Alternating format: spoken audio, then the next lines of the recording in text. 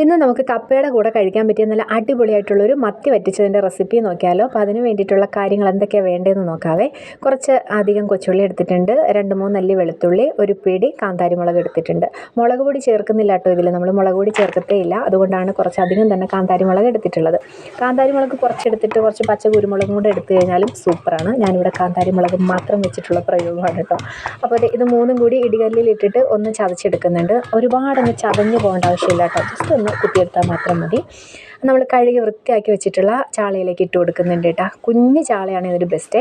അപ്പോൾ ഇത് ഇട്ട് കൊടുത്തിട്ടുണ്ട്. അതിലേക്ക് മഞ്ഞൾപ്പൊടി, ആവശ്യത്തിനുള്ള പുളിവെള്ളം, പിന്നെ ഉപ്പ്, ചാറൊന്ന് വറ്റിച്ചെടുക്കണമല്ലോ, വറ്റിച്ചെടുക്കാൻ വേണ്ടിയിട്ട് കുറച്ച് വെള്ളം കൂടെ ഒക്കെ ഒഴിച്ച് കൊടുത്തിട്ട് നേരെ നമ്മൾ അടുപ്പിലോട്ടാക്കി കൊടുക്കുന്നുണ്ട്. ഒരു 2 കറിവേപ്പിലയും കൂടി ഇട്ട് കൊടുത്തിട്ടുണ്ട് കേട്ടോ.